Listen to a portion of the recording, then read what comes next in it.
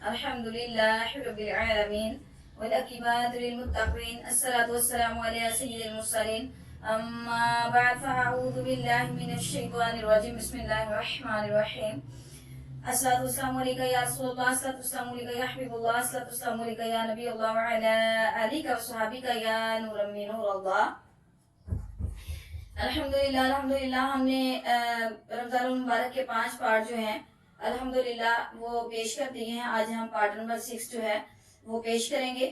تو ویڈیو کو لائک کریں، شیئر کریں، کمنٹ کریں، سبسکرائب کریں اور بیل کے بٹن کو دبا لیجیے تاکہ آنے والی ہر ویڈیو آپ تک پہنچتی رہے.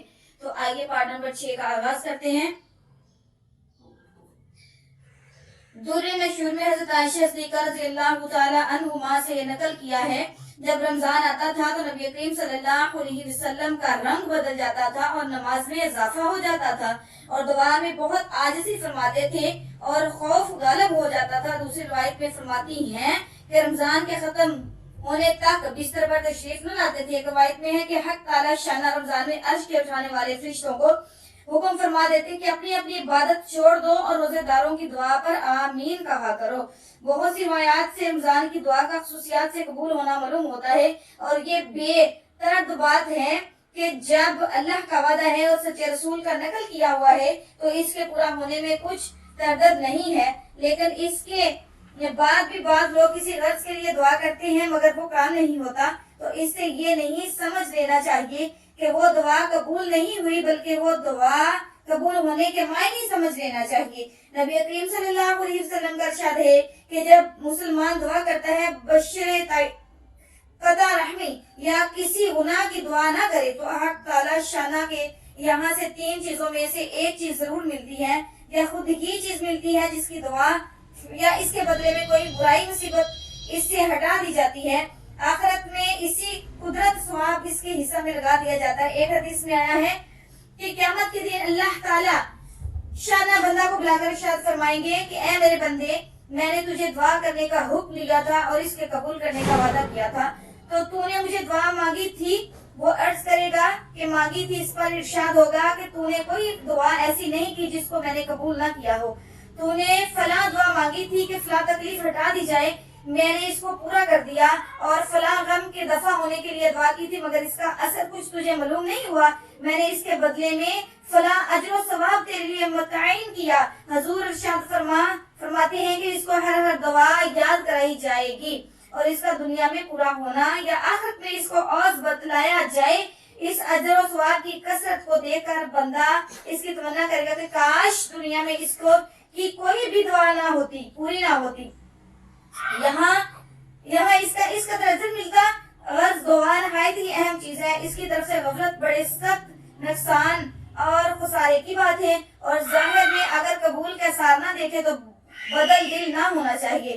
اس رسالہ کے ختم پر جو لمبی حدیث آ رہی ہے اس سے یہ معلوم ہوتا ہے کہ اس میں بھی حق کو تعالی شانہ بندہ ہی کے مصالحہ پر نظر فرماتے ہیں. اگر اس کے لیے اس چیز کا عطا فرمانا مسہلت ہوتا ہے تو مرحمت فرماتے ہیں ورنہ نہیں. یہ بھی اللہ تعالیٰ کا بڑا احسان ہے کہ ہم لوگ بسا اوقات اپنی نافہمی سے اپنی ایسی چیز مانگتے ہیں جو ہمارے مناسبت نہیں ہوتی. اس کے ساتھ دوسری ضروری اور اہم بات قابل لحاظ یہ ہے کہ بہت سے مرد اور عورتیں تو خاص طور سے اس مرض میں مبتلا ہے کہ بسا اوقات غصے اور رنج میں اولاد وغیرہ کو بد دوا دیتے ہیں. یاد رکھیں کہ اللہ عز و جل کے عالی دربار میں بعض اوقات ایسے خاص مقبولیت کے ہوتے ہیں کہ جو مانگو مل جاتا ہے. یہ احمد غصہ میں اول تو اولاد کو کوستی ہیں اور جب وہ مر جاتی ہیں یا کسی مصیبت میں مبتلا ہو جاتی ہیں تو پھر روتی پھرتی ہیں اور اس کا خیال بھی نہیں آتا کہ یہ مصیبت خود ہی اپنی بد دوا سے مانگی ہے. نبی کریم صلی اللہ علیہ وسلم کا ارشاد ہے کہ اپنی جانوں اور اولاد کو نیز ماں اور خادموں کو بد دوا نہ دیا کرو مبادا اللہ کے کسی ایسے خاص وقت میں واقع ہو جائے جو قبولیت کا ہے. بالخصوص رمضان المبارک کا تمام مہینہ تو بہت ہی خاص وقت ہے.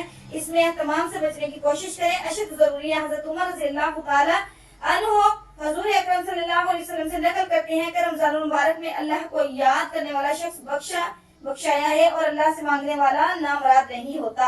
حضرت ابن مسعود رضی اللہ تعالی عنہ کی ایک روایت سے ترغیب میں نقل کیا ہے کہ رمضان کے ہر رات میں ایک منادی پکارتا ہے کہ اے خیر کے تلاش کرنے والے متوجہ ہو اور آگے بڑھ اور اسے برائی کے طلبگار بس کر اور آنکھیں کھول. اس کے بعد وہ فرشتہ کہتا ہے کوئی مغفرت چاہنے والا ہے کہ اس کی مغفرت کی جائے, کوئی توبہ کرنے والا ہے کہ اس کی توبہ کی جائے, کوئی دعا کرنے والا ہے کہ اس کی دعا قبول کی جائے, کوئی مانگنے والا ہے کہ اس کا سوال پورا کیا جائے. اس کے بعد یہ امر بھی نہایت ضروری اور قابل لحاظ ہے کہ دعا قبول ہونے کے لیے کچھ شرائط بھی وارد ہوئی ہیں کہ ان کے فوت ہونے سے بسا اوقات دعا رد کر دی جاتی ہے. ان کے بہت سے پریشان آل اسمان کی طرف ہاتھ اٹھا کر دعا مانگتے ہیں, یا رب کرتے ہیں, مگر کھانا حرام, پینا حرام, لباس حرام, ایسی حالت میں کہاں دعا قبول ہو سکتی ہے. موقعین نے لکھا ہے کوفہ میں مستحب الدین مستجاب دعا لوگوں کی ایک جماعت تھی. جب کوئی حاکم ان پر مسلط ہوتا تو ان کے لیے بددعا کرتے وہ ہلاک ہو جاتا. حجاج ظالم کا جب وہاں مسلط ہوا تو اسے ایک دعوت کی جس میں ان حضرات کو خاص طور سے شریک کیا گیا, اور جب کھانے سے فارغ ہو چکے تو اسے کہا کہ ان میں لوگوں کی بددعا سے محفوظ ہو گیا کہ حرام کی روزی ان کے پیٹ میں داخل ہو گئی. ان کے ساتھ ہمارے زمانہ کی حلال روزی پر بھی ایک نگاہ ڈالی جائے. یہاں ہر وقت سود تک کے جواز کی کوشش جاری ہو. ملازمین رشوت کو اور تاجر دھوکہ دینے کو بہتر سمجھتے ہیں. عن ابن عمر قال رسول اللہ صلی اللہ علیہ وسلم ان اللہ وملائکتہ یصلون علی المتساخرین. حضور صلی اللہ علیہ وسلم کا ارشاد ہے کہ خدا حق تعالی شانہ اور اس کے فرشتے سحری کھانے والوں پر رحمت نازل فرماتے ہیں. الحمدللہ کہ رمضان المبارک میں اللہ تبارک و تعالیٰ کا زیادہ سے زیادہ ذکر کرنا چاہیے, اللہ سے دعا کرنی چاہیے, کسی کو بد دعا نہیں دینی چاہیے, اپنی اولاد کو خاص طور پر بد دعا نہیں دینی چاہیے, اپنی اولاد سے محبت سے پیش آنا چاہیے اور سحری افطاری میں اچھا اہتمام کرنا چاہیے. تو آپ ویڈیو کو پورا دیکھا کریں, اینڈ تک دیکھا کریں تاکہ آپ کو پتہ چلے کہ ویڈیو کے اندر کیا بیان کیا گیا ہے. السلام علیکم ورحمۃ اللہ وبرکاتہ.